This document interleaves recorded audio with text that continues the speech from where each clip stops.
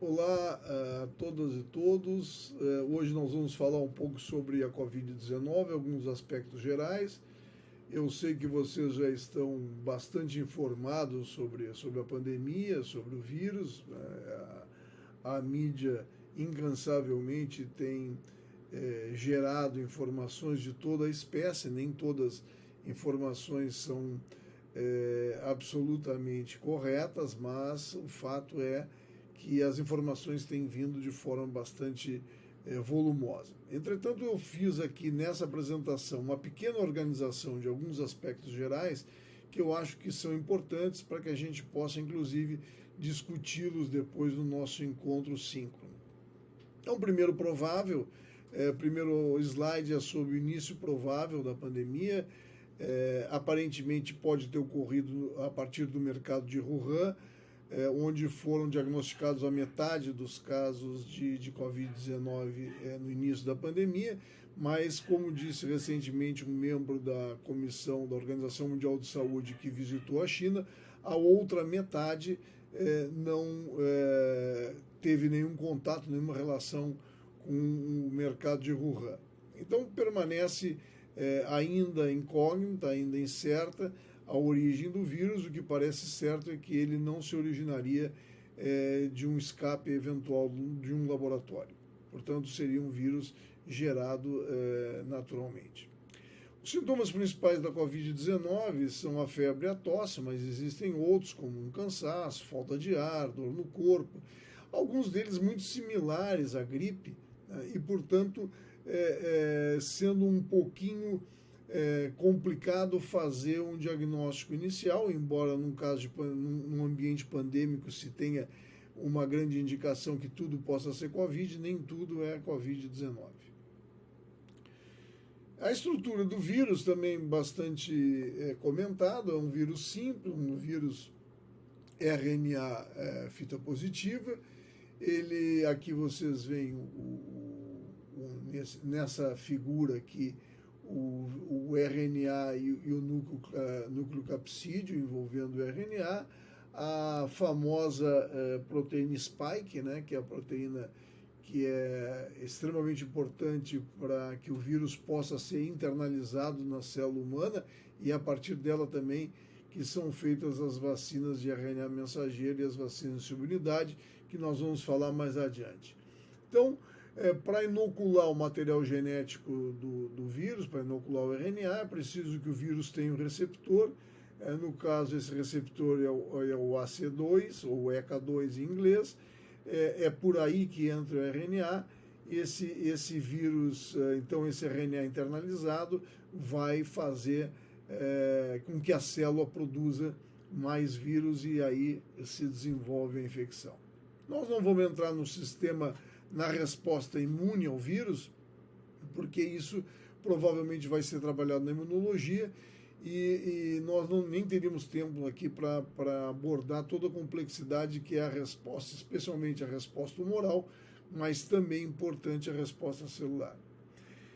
Existe uma série de hipóteses científicas sobre a origem do vírus. Eu trago aqui algumas poucas dessas hipóteses, as mais comentadas.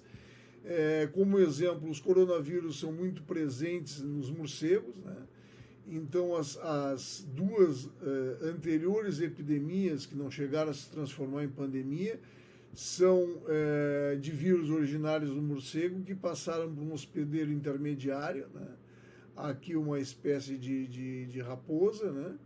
E aqui o camelo, e desses animais passaram para o homem, e a partir daí então se teve uma epidemia. Isso ocorreu em 2002, depois de 2006, e não se teve uma ampliação para o resto do mundo, e esses vírus ficaram localizados lá, o MERS-CoV no Oriente Médio e o SARS-CoV na Ásia. O SARS-CoV-2, que é o vírus causador da Covid-19, havia duas hipóteses, né, que esse vírus poderia ser originário do morcego, parece ser originário do morcego, passaria por um hospedeiro intermediário, e desse hospedeiro intermediário, então, passaria ao homem, e o do homem, então, se transmitiria aos demais. Isso seria uma seleção natural em um animal antes de fazer uma transferência zoonótica. A outra hipótese seria uma seleção natural em humanos, seguindo uma transferência zoonótica. Qual é a diferença entre esses dois aqui? É que nesse o vírus se transformaria no animal, né? Então a mutação, a partir da passagem do coronavírus para o animal, a mutação que gerou o SARS-CoV-2 ocorreria no animal, o candidato é o pangolim, ou o vírus passaria do morcego ao pangolim e ao homem, e no homem sofreria uma transformação, né? Então, essa adaptação e evolução ocorreria no homem nesse segundo caso. Parece ser que todos os indicativos mostram que o homem já recebeu o vírus modificado, portanto, já recebeu o SARS-CoV-2 diretamente do hospedeiro intermediário, e esse seria, então, provavelmente o processo de evolução e origem do coronavírus causador da Covid-19. Bom, alguns dados epidemiológicos atualizados, embora vocês estejam aí sendo bombardeados, especialmente por notícias da pandemia no Brasil. Eu trouxe alguns dados aqui. O número de casos no mundo inteiro tem diminuído na maioria dos países em todo o mundo. Entretanto, no Brasil e Itália, recentemente a Itália mostrou uma retomada da curva de crescimento, né? E então essa é um pouco da curva, né? Muitos países já tiveram os seus picos e agora vão voltando a uma certa normalidade, seja pelas medidas de controle, seja pela vacinação. Mortes. Esse outro quadro aqui mostra a mortalidade, né, confirmada por 1 milhão de pessoas, a taxa em 1 milhão de pessoas.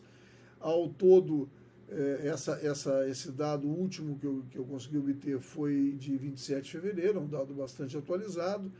Então, a taxa acumulada, a maior ocorreu na Espanha, 6,24, depois os Estados Unidos, depois o Brasil, que, como nós já sabemos, tem uma taxa bastante alta de mortalidade, de número de mortes.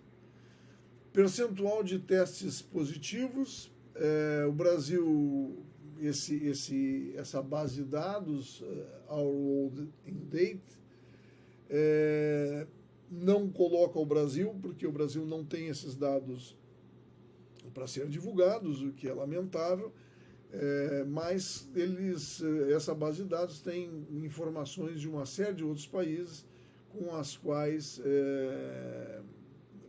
que nós vamos agora dar uma olhada. Por exemplo, o Uruguai, ele tem 11%, né, de testagem positiva, né? Significa que 11% dos testes que são feitos no Uruguai são positivos.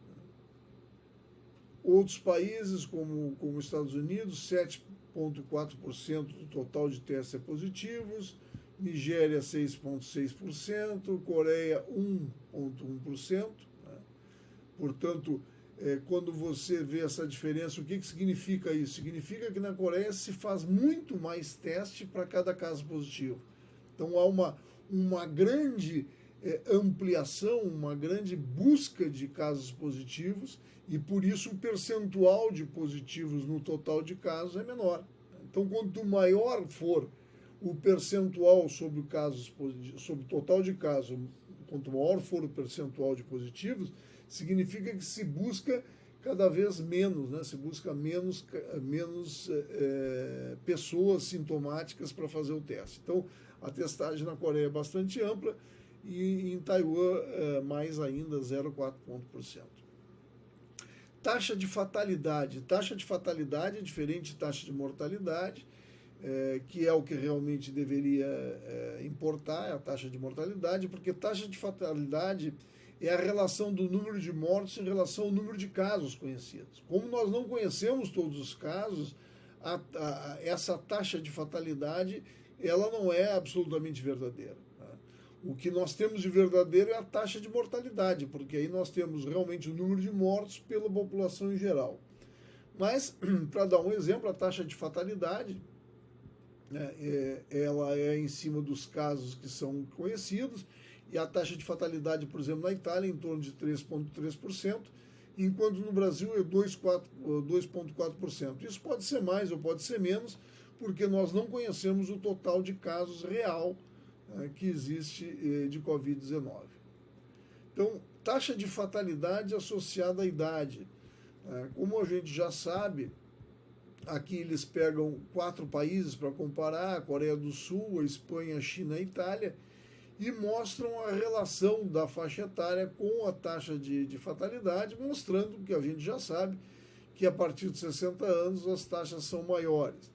Entretanto, isso também pode mudar na medida em que a pandemia progride, evolui epidemiologicamente, e a ampliação da vacinação nesses grupos, nessas faixas etárias, também se expande. Então nós podemos, e parece que alguns locais ainda não existem dados muito fidedignos, ainda a amostragem é pequena, mas alguns locais, alguns hospitais já estão mostrando uma certa inversão dessa faixa etária, ou se não uma inversão, pelo menos um aumento da proporção de casos em populações mais jovens, pelo menos no que diz respeito à internação hospitalar e à necessidade de tratamento intensivo. A transmissão, como nós já sabemos, a transmissão ocorre de pessoa a pessoa, através de gotículas, especialmente através de gotículas. Também é possível uma transmissão a partir de um objeto contaminado, mas isso é um pouco menos comum. Entretanto, se toma essas precauções que nós já sabemos, com álcool gel, mas a grande transmissão é via oral. Então, esses aerossóis que são expelidos pelas pessoas com Covid, sejam elas sintomáticas ou assintomáticas, são transmitidos e infectam, essas partículas virais infectam os demais. Um exemplo aqui de transmissão que eu acho muito legal, vocês sabem que existe esse ditado, né? Quem canta seus males espanta, ou pelo menos quem sabe cantar, ou quem gosta de cantar. Mas nesse caso aqui, não foi o que se expandiu, o que se espantou não foi os males, mas sim o vírus. Isso aqui que vocês estão vendo é um coral, né? Aqui a voz principal do coral, não sei se é o tenor, como se chama, mas no caso ele era o caso Index, e ele estava infectado com SARS-CoV-2 e transmite o SARS-CoV-2 para todos esses indivíduos aqui. Então, 32 casos confirmados e 20 prováveis casos. Só não foram afetadas as pessoas que estavam lá no fundo do coral. Então, é um vírus que se transmite de uma forma bastante rápida, bastante intensa, e certamente se você faz alguma força que expele mais vírus, mais saliva, como é o caso de cantar, ou correr, ou falar alto, você vai ter uma maior probabilidade de transmitir vírus. Esse é um outro exemplo muito interessante, foi uma viagem aérea num avião na Irlanda, no verão de 2020, onde se identificou casos positivos, aqui em laranja escuro, né? Não se conseguiu identificar o caso Index, mas todos esses indivíduos estiveram infectados no mesmo voo. E o mais interessante é que, e vejam, os voos estavam vazios, porque em azul eram assentos não ocupados, né? Então havia um distanciamento bastante grande entre a maioria das pessoas, e mesmo assim o vírus se expandiu. Algumas pessoas, como essa aqui, manifestaram Covid 3 semanas depois, né? O interessante é que esses casos, esses vírus foram tipados, as pessoas foram monitoradas, e esses casos aqui em azul, né, que são casos do voo, acabaram gerando novos casos fora do voo. Então, apareceram vários outros indivíduos que teriam se infectado a partir desses indivíduos se infectaram no voo. Isso mostra a grande capacidade de propagação da pandemia, e por isso ela é uma pandemia, a grande capacidade de transmissão desse vírus. Medidas preventivas, nós já conhecemos todas, a todo dia nós temos esse reforço, né, a utilização de máscaras, a utilização de álcool gel para prevenir a transmissão através de objetos, isolamento social. Nós estamos vivendo agora uma época de intenso isolamento social, ou que deveria ser intenso isolamento social, e finalmente, quando nada disso resolve, é preciso entrar no que se chama lockdown, que é realmente uma política de restrição de mobilidade. Eu tive a oportunidade de estar na Espanha quando a pandemia começou, em março do ano passado, e a Espanha entrou em lockdown. Então, não havia mobilidade dentro da Espanha, entre as províncias espanholas, não havia mobilidade entre as cidades, era proibido, restrito, e não havia possibilidade de mobilidade dentro da cidade. Você só podia sair para ir à farmácia ou para comprar comida, mais nada. Se você fosse pego na rua sem a explicação de que estava indo ou vindo da farmácia, indo ou vindo do mercado, você era advertido ou multado, e se isso era reincidente, você era inclusive detido. Esse é um exemplo de função do isolamento, né? A comparação lá da gripe espanhola do início do século passado, há mais de 100 anos atrás, o que aconteceu com a comparação de St. Louis e Filadélfia, né, nos Estados Unidos. Enquanto a Filadélfia teve um controle, São Luís teve outro, né? A Filadélfia aqui mostra que os primeiros casos da doença em São Luís foram reportados em outubro, e as autoridades moveram rapidamente e introduziram uma série de medidas, promovendo o distanciamento social. Então, vejam que na linha pontilhada, a população de São Luís teve uma incidência de influenza muito mais baixo que na linha inteira aqui, que é a linha da Filadélfia, né, que só baixa quando toma realmente as medidas de isolamento social. Aqui uma figura, as pessoas utilizando máscara. Esse parece ser o novo normal por enquanto. Vamos falar um pouco da vacina, né? A vacina é a grande objeto do desejo nesse momento, né? Os ensaios clínicos começaram a crescer desde fevereiro do ano passado, e aí tem se feito vários ensaios clínicos com uma série de vacinas, num tempo absolutamente recorde para o desenvolvimento de um fármaco. Eu mostrei a vocês lá nos antibióticos, aquilo cabe para a vacina, que são as fases de segurança, primeiro as fases pré-clínicas, depois a primeira fase, a segunda fase, a terceira fase, até que ela entra em uso. Por que essas vacinas para a Covid foram feitas em tempo tão rápido? Por uma série de razões. Primeiro, a própria emergência de controlar a pandemia. Segundo, porque havia uma expertise na produção de vacinas, especialmente vacinas com vírus inativados. As outras são vacinas com estratégias vacinais novas, mas que já eram trabalhadas há muito tempo. E se deve à capacidade investigativa da ciência, a capacidade da ciência fazer os seus testes de forma mais rápida e encurtar os tempos de avaliação, tanto para a clínica quanto das fases clínicas, para que se pudesse ter, em pouco mais de um ano, vacinas disponíveis, ainda que não suficientes, em doses suficientes para todo mundo.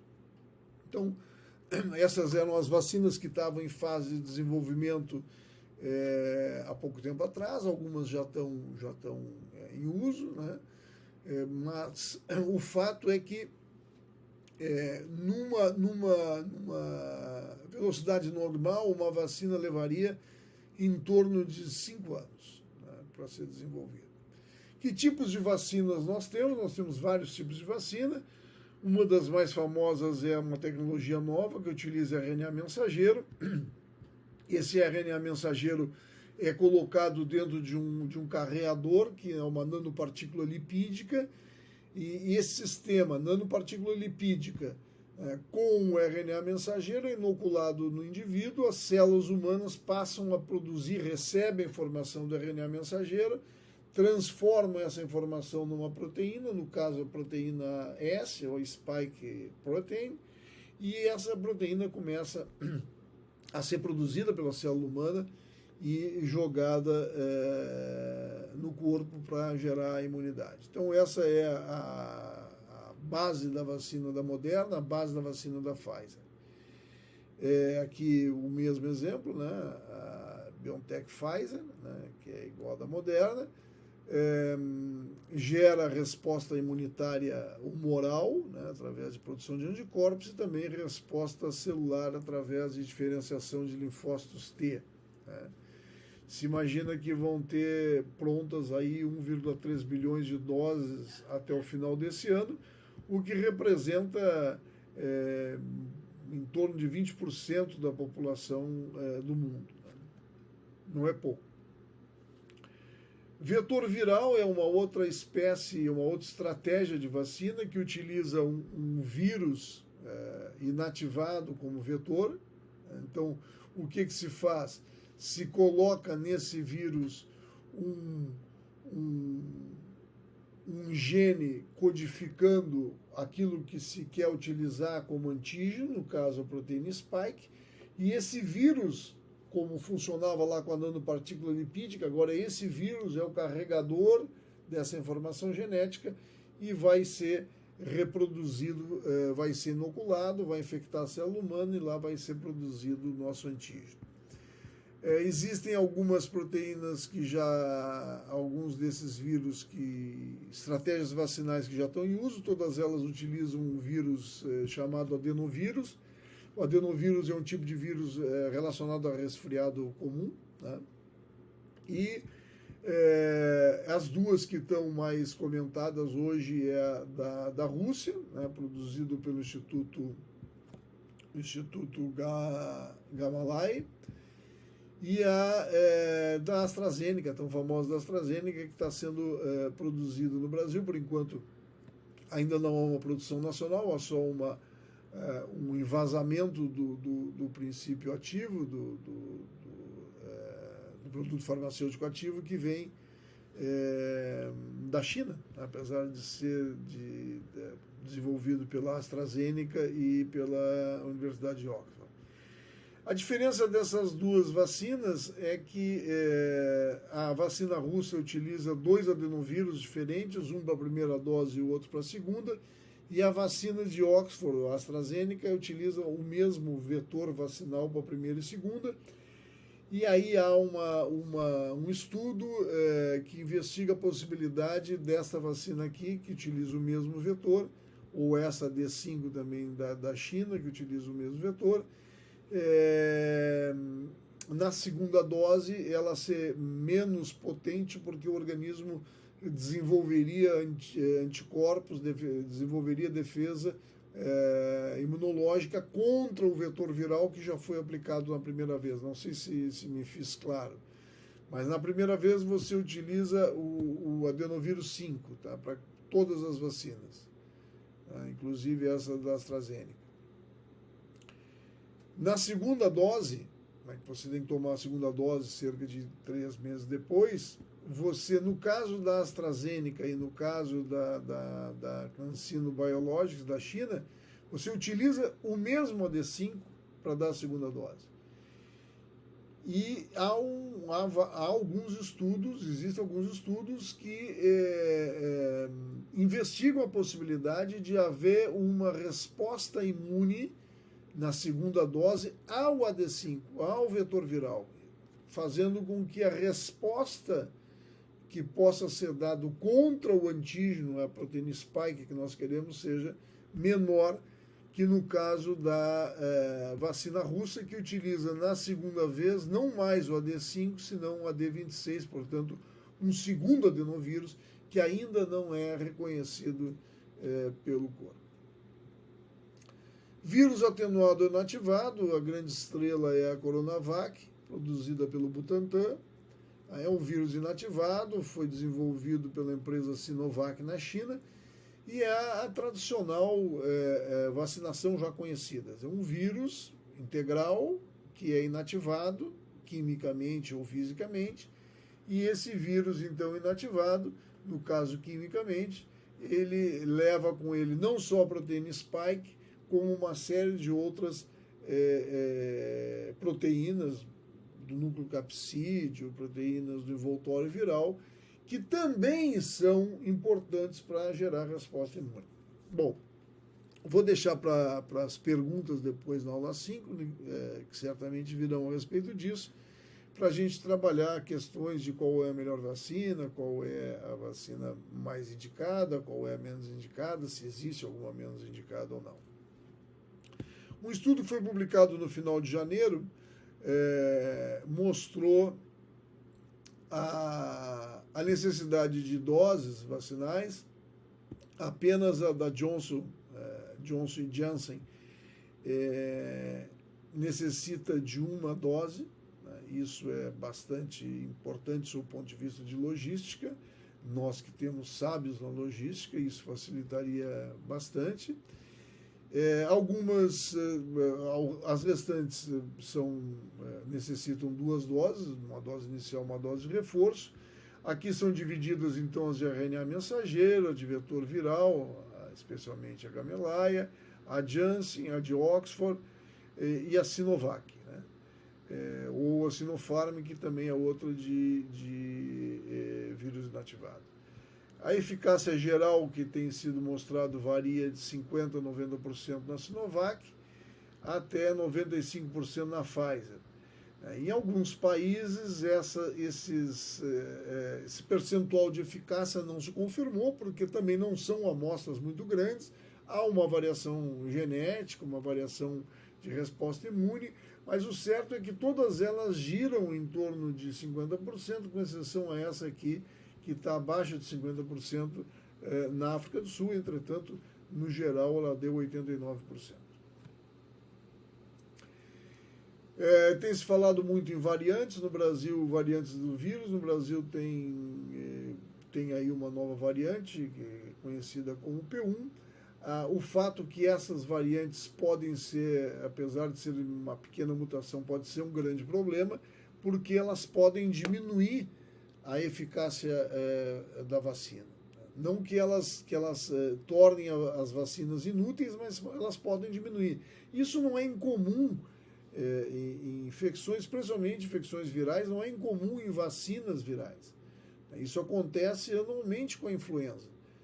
Nós sabemos que a vacina da influenza pode, não é que seja regra, mas pode a cada ano ser modificado os vírus. São 3 vírus que compõem a vacina da influenza, a vacina da gripe, dependendo da cepa viral ou das cepas virais prevalentes. Então isso não é incomum, especialmente nos vírus RNA, que são vírus que têm um controle mais ineficaz de duplicação.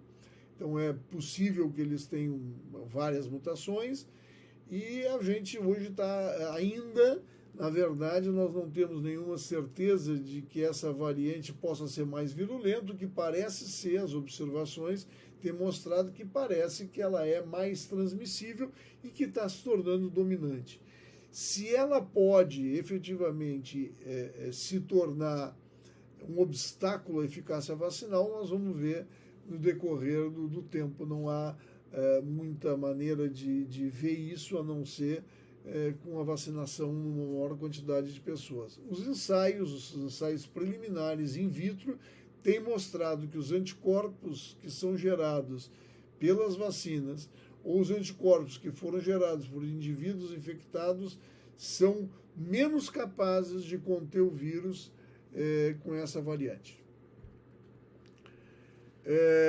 Dados de vacinação, doses administradas por 100 pessoas, né? Então nós estamos vendo que Israel já está quase com o total da população vacinada, enquanto o Brasil tem aí cerca de 4% da população vacinada, o que não é inferior ao que está acontecendo no mundo e é similar ao que está acontecendo em outros países, como Rússia, como México, inclusive superior ao México. E bem superior a outros, como Indonésia, como China, enfim. Um dado interessante, publicação de 30 de janeiro de 2021, portanto, desse ano, uma semana após a segunda dose da vacina da Pfizer, que é a de RNA mensageiro, somente 128 mil israelenses tiveram Covid. Então, isso mostra... bom, por que vacinar rápido é muito importante? Por que vocês acham que é importante? Por várias razões, né? E eu vou deixar para nós discutirmos isso presencialmente. Aqui um desfecho muito interessante, publicado em 4 de fevereiro, um mês atrás, né, no New England. E esses autores, o Gerberding e Reines, dizem o seguinte: a confiança em vacinas depende da confiança sobre a segurança e eficácia dos próprios produtos, então sobre a segurança que nós temos que essas vacinas serão eficazes e são seguras, né? Então a confiança que nós temos nisso, que elas não vão causar mal e vão causar benefício. Na confiança que nós temos nos fabricantes das vacinas, por isso desmerecer fabricantes, sejam por sua origem ideológica, ou seja, por sua localização geográfica, não colabora em nada com a confiança na vacina. Confiança nos profissionais e serviços de saúde que administram as vacinas, né? Na medida que a gente vê um grande esforço dos profissionais tentando abranger o máximo possível de pessoas com tão poucas doses de vacinas, e que vê o serviço de saúde, na maioria dos casos, empenhados em fazer com que as vacinas cheguem ao destino, à população-alvo. Isso cria confiança na vacinação.